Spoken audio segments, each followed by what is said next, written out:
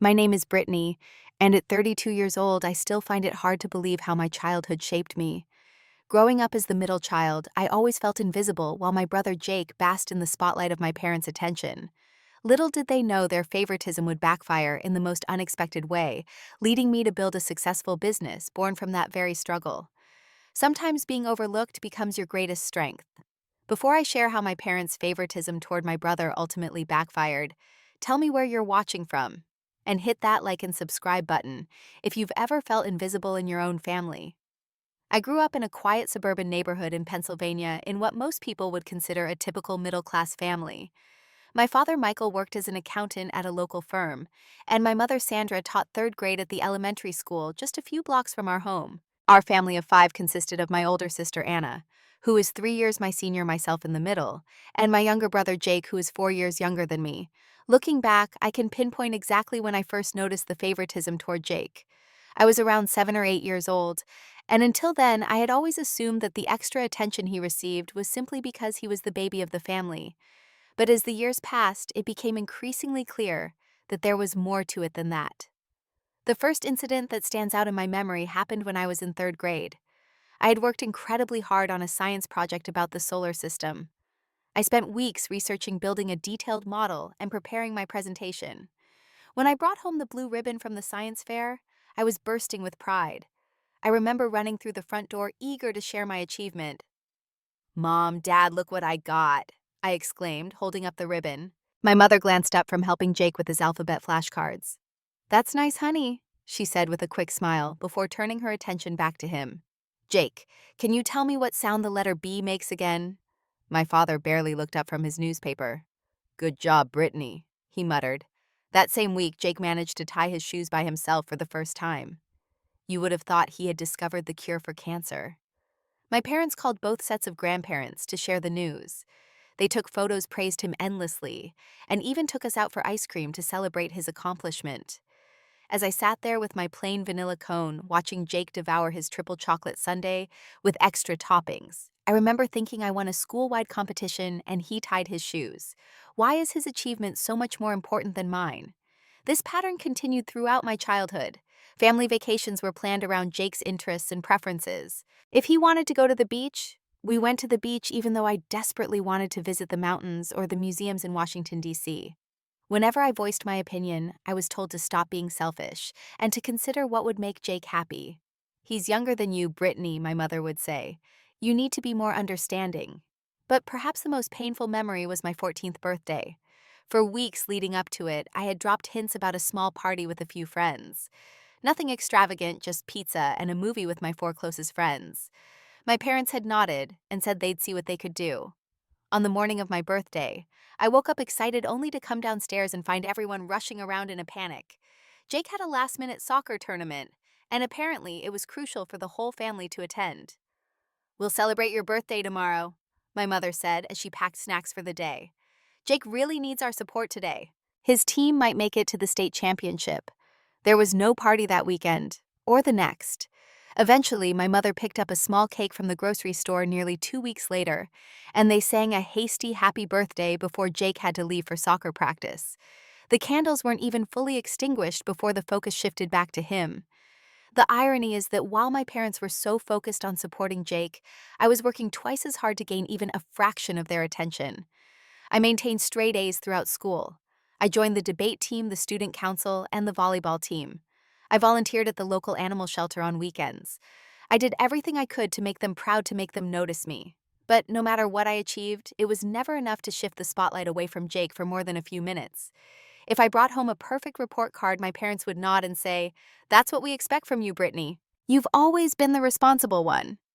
But if Jake managed to bring home C's instead of D's, it was cause for celebration. "He's trying so hard," they would say. "He just learns differently. We need to encourage his progress." Whenever I expressed my feelings of being overlooked, my parents had a ready supply of justifications. "Jake needs more support," they would say. "Boys are different, they need more encouragement." Or the one that hurt the most: "You're just being too sensitive, Brittany. Not everything is about you." My sister Anna occasionally noticed the disparity in how we were treated. Once, after I had been passed over for recognition yet again, she found me crying in our shared bedroom. "It's not fair how they treat you," she said, sitting next to me on the bed. I see it too. For a moment, I felt validated. But Anna was always careful to stay neutral in family conflicts. She never confronted our parents about their behavior, and eventually she moved out to attend college, leaving me alone to navigate the family dynamics. My high school graduation should have been one of the proudest days of my life. I had worked tirelessly to become valedictorian, beating out students from much more privileged backgrounds. As I stood at the podium delivering my speech about perseverance and future aspirations, I spotted my family in the audience.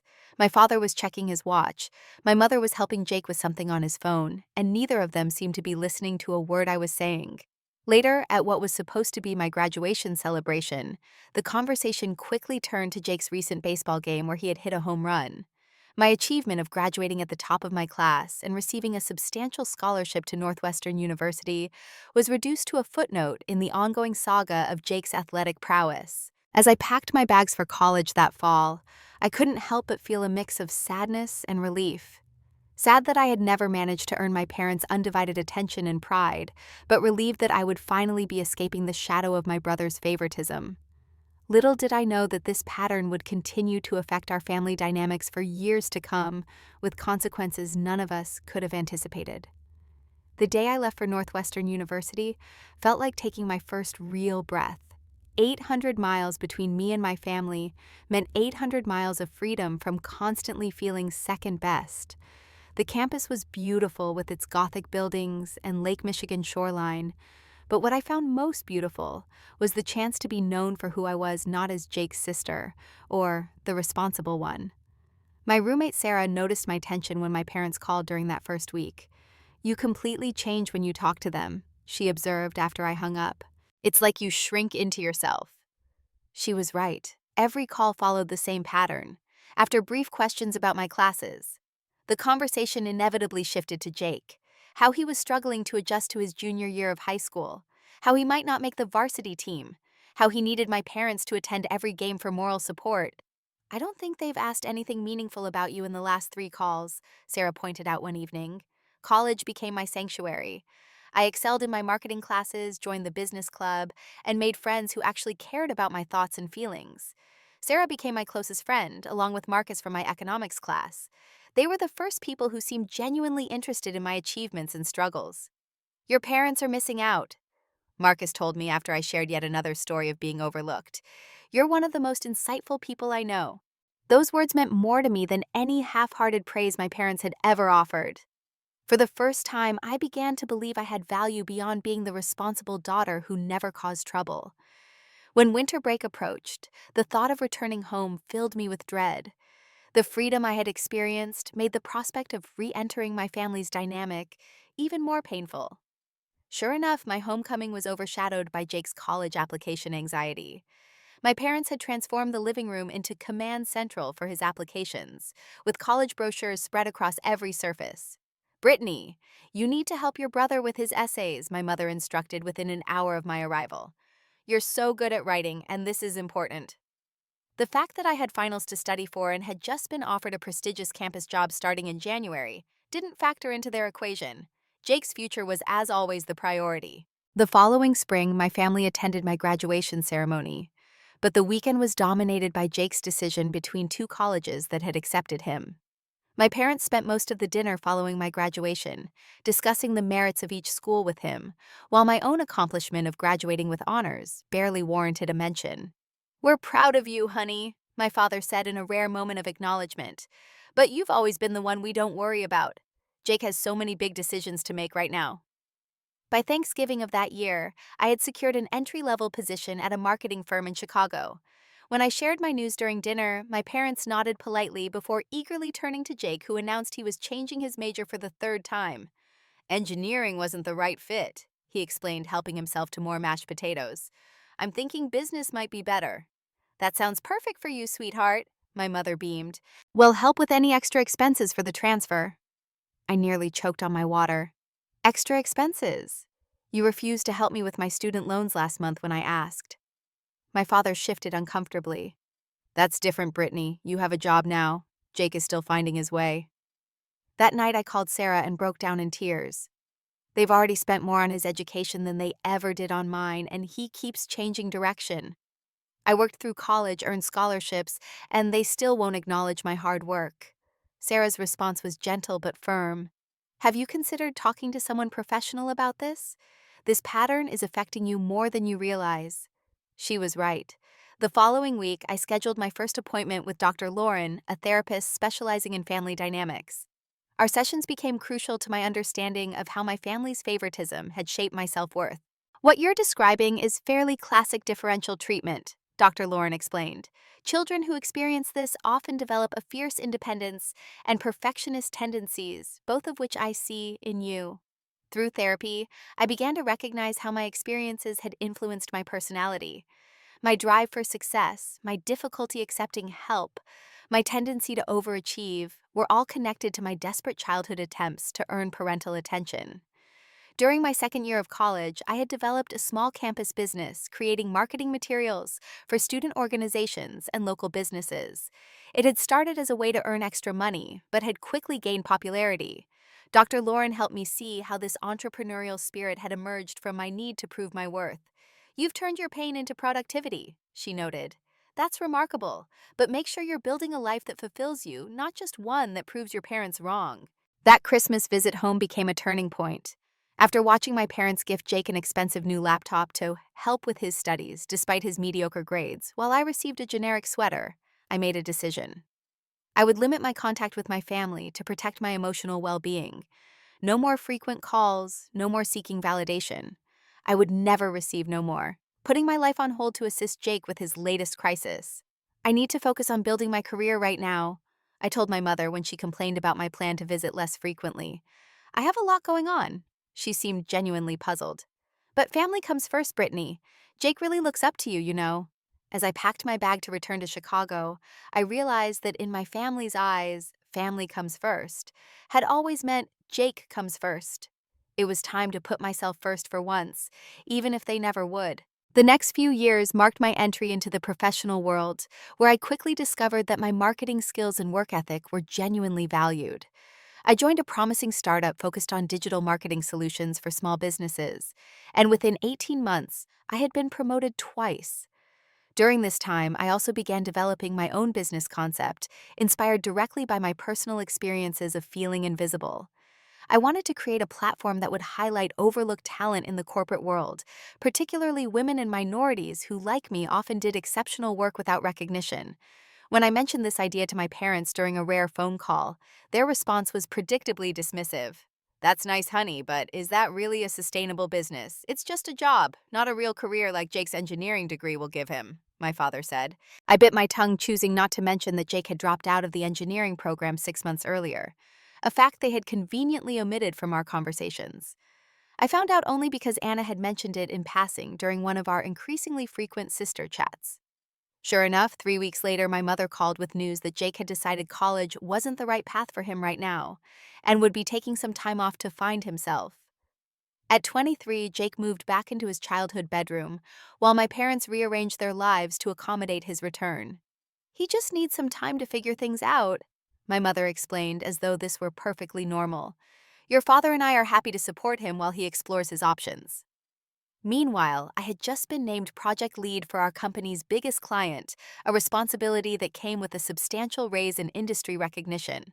When I shared this news, my mother said, "That's wonderful, dear," before immediately pivoting. "Do you think your company might have any openings for Jake? He's so good with computers." The contrast couldn't have been more stark. My achievements were stepping stones to helping Jake never valuable in their own right. This dynamic came to a head during a family dinner 3 months later.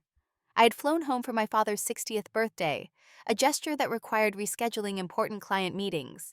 Within 30 minutes of my arrival, both parents had cornered me about employing Jake. "He needs a fresh start," my father insisted as we sat around the dining table. "You're in a position to help him now, Brittany. That's what family does." "I've worked incredibly hard to get where I am," I replied, trying to keep my voice steady. "Jake needs to start at the beginning like everyone else." My mother's expression hardened. "You've always been jealous of the attention we give Jake. He has special needs that you don't have. You've always been able to handle things on your own." "Special needs?"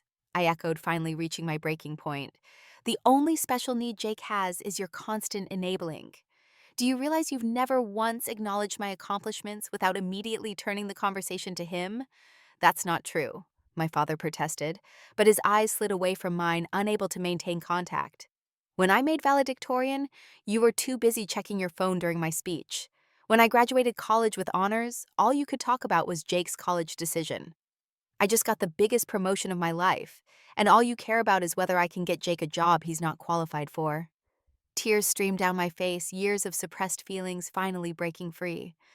I have spent my entire life trying to earn your attention and approval, and nothing has ever been good enough. Do you have any idea what that feels like?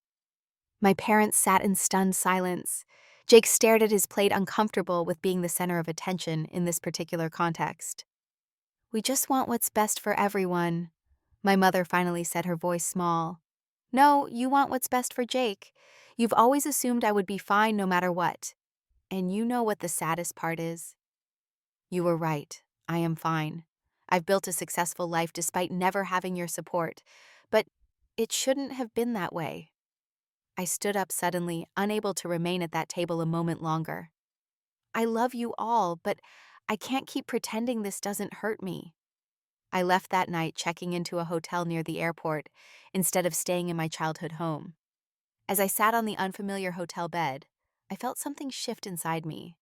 The confrontation had been painful, but also liberating. I had finally spoken my truth after decades of silence. That night, I opened my laptop and began working on a comprehensive business plan for the company I had been dreaming about. If my parents couldn't see my worth, I would build something so successful that it would be impossible for anyone to overlook me again. As I was checking out of the hotel the next morning, I received an unexpected call from Anna.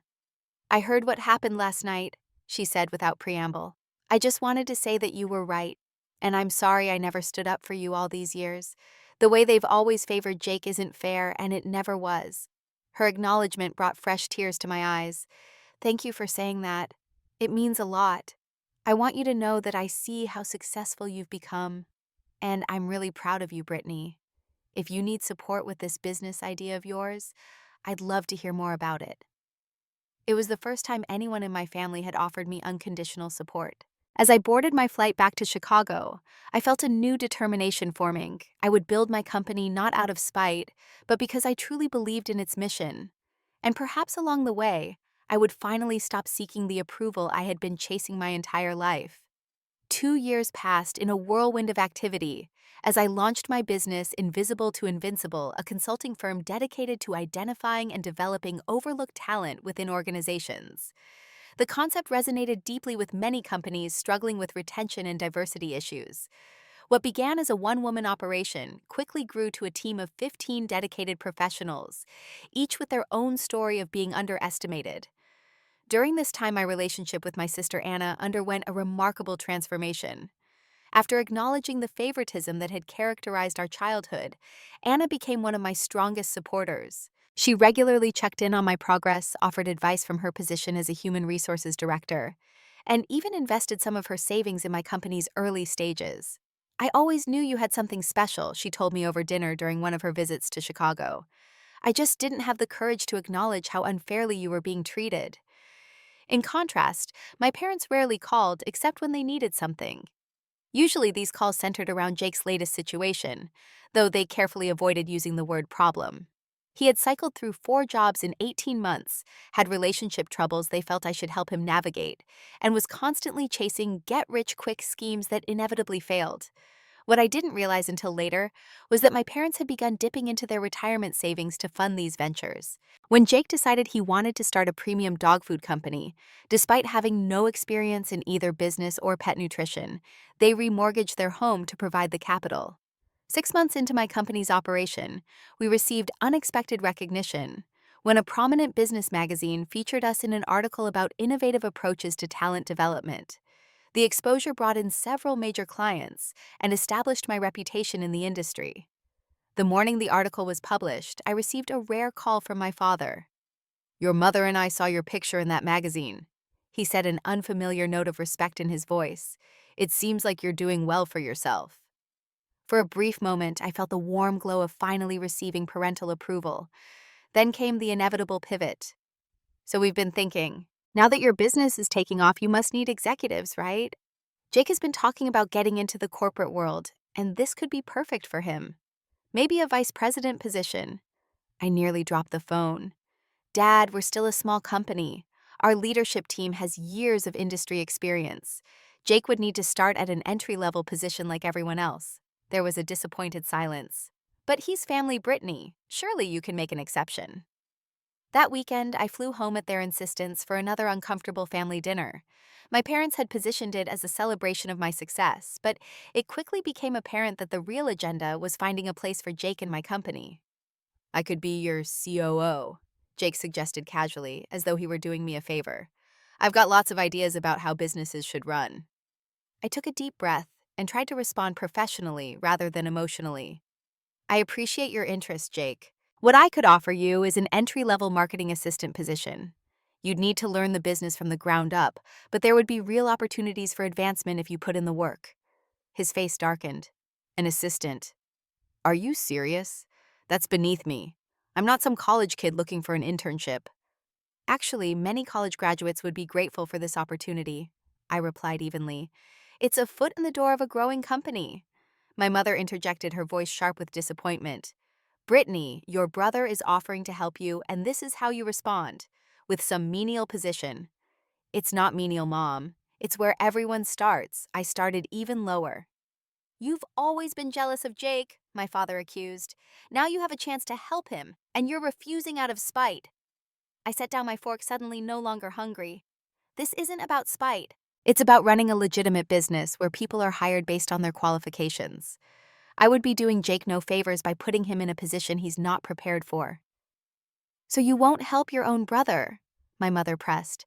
I am helping him by offering him a real opportunity with real expectations, rather than another handout that teaches him nothing about working hard or earning his success. Jake stood up abruptly. Forget it. I don't need her charity. I've got plenty of other opportunities lined up. As he stormed out of the room, I realized something fundamental had shifted. For the first time, I wasn't hurt by my parents' disappointment. I had finally accepted that I could not change the family dynamic that had been established decades ago. All I could change was how I responded to it. I should go, I said quietly, gathering my purse. I have an early flight tomorrow. Brittany, my mother began, but I shook my head. It's okay. I understand now that this is just how things are between us.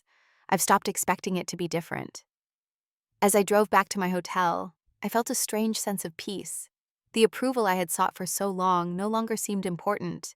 I had built a life filled with people who valued me naturally, colleagues who respected my vision, clients who appreciated my insights, friends who loved me for exactly who I was. I had created my own chosen family. Over the next few months, my company continued to flourish. We expanded into new markets, hired additional staff, and developed innovative programs that received industry accolades. I threw myself into building a corporate culture that emphasized recognition and appreciation, determined that no employee of mine would ever feel as invisible as I had. Then on an ordinary Tuesday morning, I received a frantic call from my mother that would change everything. Brittany, she sobbed into the phone, your father's had a heart attack. You need to come home right away. I booked the first available flight to Pennsylvania, my mind racing with worst-case scenarios. Despite our complicated relationship, the thought of losing my father filled me with dread and regret over things left unsaid. The hospital corridors felt endless as I rushed toward the cardiac care unit. When I turned the corner, I saw my mother and Jake huddled together outside a room, both looking exhausted and afraid. How is he? I asked, slightly out of breath from my sprint through the hospital. My mother looked up, a relief washing over her face. He's stabilized. The doctor says he'll recover, but it was close, Brittany, so close. Her voice broke on the last word. I hugged her tightly, feeling her fragility for perhaps the first time. In that moment, she wasn't the mother who had overlooked me, but simply a frightened woman who nearly lost her husband of 35 years. The reunion with Jake was awkward. He nodded stiffly, clearly still harboring resentment from our last encounter. He's been asking for you, he said, a hint of something like jealousy in his voice. When I entered my father's room, I was shocked by his appearance. Always robust and energetic, he now looked pale and diminished against the white hospital sheets, monitoring wires attached to his chest and an IV in his arm. Dad, I whispered, taking his hand. His eyes opened slowly, focusing on my face. You came, he said, his voice weak. Of course I came. I blinked back tears. How are you feeling? Like I've been hit by a truck. He attempted a smile. But the doctors say I'll live to tell about it. Over the next few days, as my father's condition improved, an unexpected family crisis emerged. During a meeting with his cardiologist, we learned that stress had been a major contributor to his heart attack. You need to eliminate unnecessary stressors from your life, the doctor advised firmly. Your recovery depends on it. Later that evening, as we sat in the hospital cafeteria picking at bland food, my mother broke down. I don't know what we're going to do, she confessed, her voice barely above a whisper. The stress the doctor mentioned, it's financial. I looked up sharply. What do you mean? She glanced nervously at Jake, who was studying his coffee cup with unusual intensity. We're in trouble, Brittany. Serious trouble. We might lose the house. The revelation stunned me. My parents had always been financially conservative. My father's accounting background had meant our family finances were meticulously managed throughout my childhood. How is that possible? I asked. My mother's explanation came haltingly, punctuated by tears. Over the past 4 years, they had systematically drained their savings, taken out a second mortgage, maxed out credit cards, and even borrowed against my father's retirement to support Jake's various ventures and bail him out of financial difficulties. The dog food business was the biggest hit, she admitted.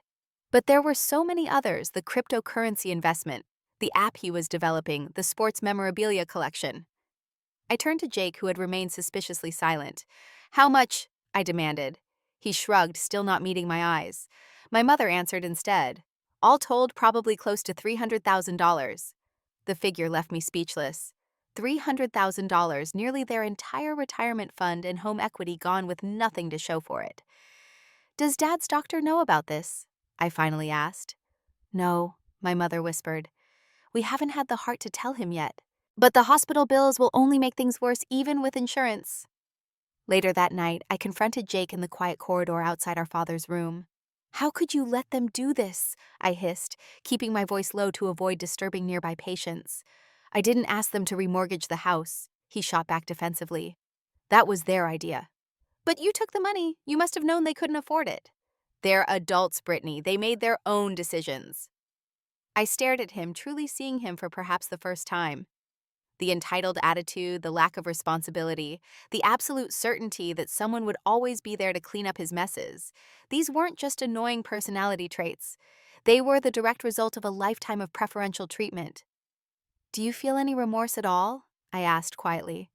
Dad is lying in that room with tubes coming out of his chest because of the stress you've put them under. A flicker of shame crossed his face, quickly replaced by indignation. That's not fair. I'm going to pay them back as soon as my new business takes off. What new business? I'm looking into dropshipping rare sneakers. The profit margins are amazing. I closed my eyes briefly, struggling to contain my frustration. Jake, they don't have any more money to give you. There's nothing left. Do you understand that? Before he could respond, Anna arrived, having caught the first flight after finishing an important work presentation. After a brief visit with our father, she joined my mother and me in the hospital waiting room, where I filled her in on the financial situation. I had no idea it was this bad, she said, shock evident in her voice. My mother wiped away tears. We didn't want to worry either of you, and we kept thinking Jake's next venture would be the one to take off. Anna and I exchanged glances. Mom, Anna said gently, has Dad's accountant seen the full financial picture recently? My mother shook her head. Michael has been handling everything himself. He was embarrassed, I think. The next morning, with my father more alert, we had to address the financial reality. As gently as possible, Anna and I raised the subject. Dad, we need to talk about the financial situation, I began. Mom told us about the loans and the second mortgage. My father's face crumpled. I'm so sorry, he whispered. I never thought it would come to this. We just wanted to help Jake succeed. We know, Dad, Anna said, taking his hand. But now, we need to help you. For the first time, my parents seemed genuinely embarrassed as they detailed the extent of their financial entanglement in Jake's failed ventures. My father, the accountant, who had always preached financial responsibility, had violated every principle he once held dear. I don't know what we were thinking, he admitted. Each time felt like the last time he would need help. Each new idea seemed like it might be the one that would finally work out. Jake, who had reluctantly joined the conversation, grew increasingly defensive as the full extent of his parents' sacrifice became clear. "You offered to help," he protested. "I never forced you to give me anything." "Jake," I said firmly, "they're on the verge of losing their home. Dad nearly died. At some point, you have to take responsibility for your part in this." He stormed out, slamming the door behind him. My parents looked broken, finally confronting the consequences of decades of enabling behavior. My mother reached for my hand. "Brittany," she said, her voice small, "we may have made some mistakes." It was perhaps the closest thing to an acknowledgement of their favoritism I had ever received. Not quite an apology, but a crack in the facade, a first step toward recognition. As Anna and I left the hospital that evening, she linked her arm through mine. "What are we going to do?" she asked. I took a deep breath. "I think I have an idea, but it's going to require some tough love from all of us." The next 2 months brought dramatic changes to our family dynamic. With my father recovering at home, I took charge of creating a comprehensive plan to address the financial crisis. I hired a reputable financial advisor who specialized in retirement recovery and debt management, using my own funds to cover the consultation fees. The advisor's assessment was sobering. My parents would need to sell their home of 30 years and downsize significantly.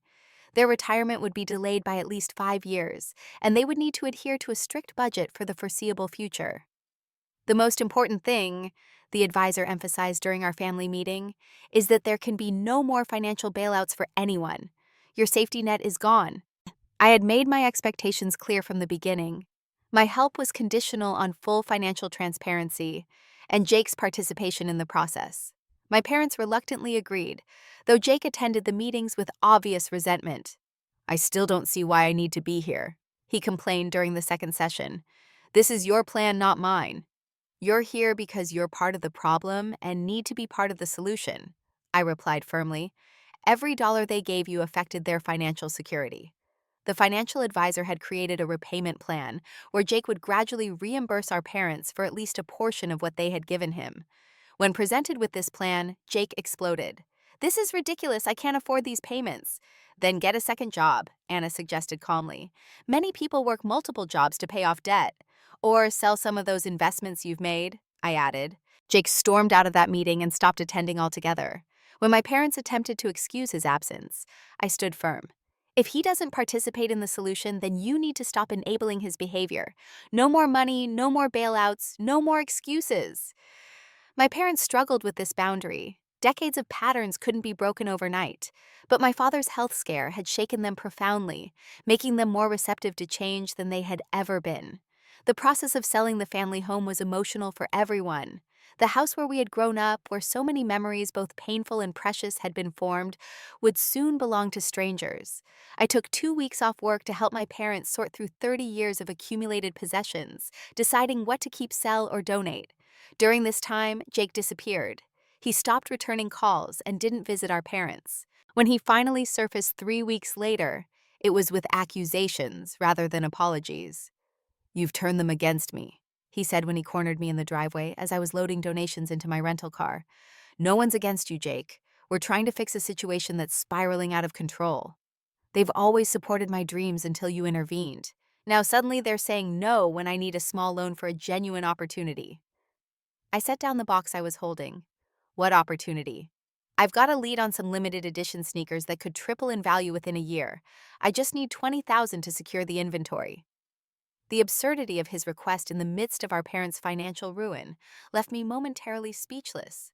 "They're selling their home, Jake. They have no money to give you." "They could delay the sale," he suggested, as if it were a simple solution. "This investment could help solve all their problems." In that moment, I recognized that Jake truly didn't understand the gravity of the situation. A lifetime of being rescued had left him incapable of recognizing reality. "It's not happening," I said firmly. "Not this time. Not ever again." The weeks following the sale of our family home brought unexpected developments. My parents moved into a small 2-bedroom condo that fit their reduced circumstances. The process seemed to trigger a genuine awakening for my mother, who called me one evening with something I never expected to hear. "I was organizing our photos for the new place," she began hesitantly. And I noticed something. In almost every family picture, we're all focused on Jake.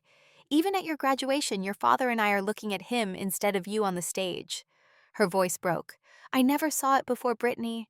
I'm so sorry. That same week, my company received an offer for significant investment from a venture capital firm that specialized in diversity initiatives. The funding would allow us to expand nationally and develop new programs I had envisioned since the beginning. When the news was announced, I received an unexpected text from my mother. Just saw your company mentioned in the business section. So proud of you, sweetheart. You've built something amazing entirely on your own merit. It was the first time she had acknowledged my success without immediately connecting it to how I could help Jake. The real test came a week later when Jake suddenly reappeared at our parents' new condo, demanding to speak with all of us. My father called asking if Anna and I could come over.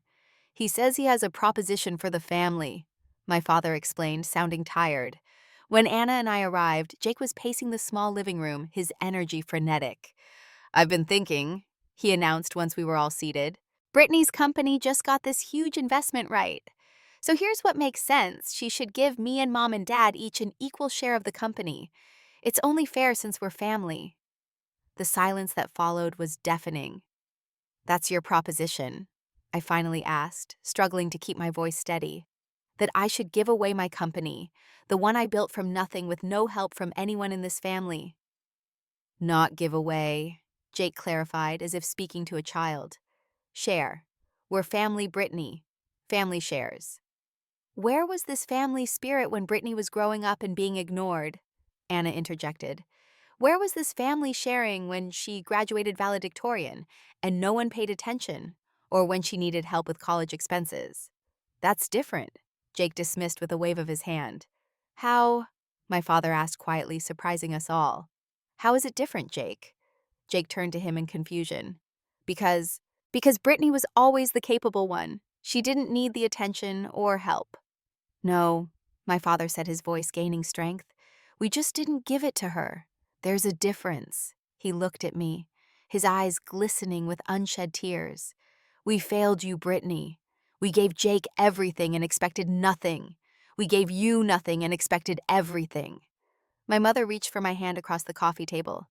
Your father's right. We didn't see what we were doing to you all those years. Jake stared at them in disbelief. So you're taking her side now, after everything you've done for me? This isn't about sides, my father replied. It's about recognizing our mistakes and trying to do better. Jake's face hardened. Fine. If that's how you want it, I'm done. Don't expect me to take care of you when you're old. My mother flinched at his words but didn't retreat. We don't expect that, Jake. What we hope is that you'll learn to take care of yourself. Jake stormed out, slamming the door so hard that a small framed photo fell from the wall and cracked. In the silence that followed, I felt a complex mixture of emotions, vindication, that my parents finally saw the truth, sadness for the years lost, and a strange emptiness now that the resentment I had carried for so long had lost its purpose. I don't know if he'll ever understand, my mother said softly. That's not your responsibility anymore, I replied. You've done everything you could for him, often at my expense. It's time to let him find his own way. 2 weeks later, I received a prestigious industry recognition award for entrepreneurial excellence. When I mentioned the upcoming ceremony during a phone call with my parents, they immediately asked for details. We'd like to be there, my father said. If you'll have us. On the night of the ceremony, I spotted them in the audience, both dressed in their finest clothes, watching attentively as I accepted the award and gave my speech. And for the first time in my life, their eyes never wandered from me to look for Jake. 1 year has passed since my father's heart attack changed our family forever. In that time, my company has grown beyond my wildest expectations now, employing over 50 people across 3 offices nationwide. Our client list includes Fortune 500 companies genuinely committed to identifying and developing overlooked talent within their organizations. The journey hasn't been just about professional success, though. My personal growth has been equally significant. I've continued therapy with Dr. Lauren, working through the complex emotions that come with finally being seen by parents who overlooked you for decades. Healing isn't linear, she reminded me during a recent session. There will be days when the old pain feels as fresh as ever, and days when you can look back with compassion for everyone involved, including yourself. She was right. Some days I still feel the sting of all those years spent in Jake's shadow. Other days I can recognize how that experience shaped me into someone resilient and self-reliant. The difference now is that I don't have to pretend those painful memories don't exist. I can acknowledge them without letting them define me. My relationship with my parents has evolved into something I never thought possible. They've made genuine efforts to rebuild our connection, taking small but meaningful steps toward authentic relationship.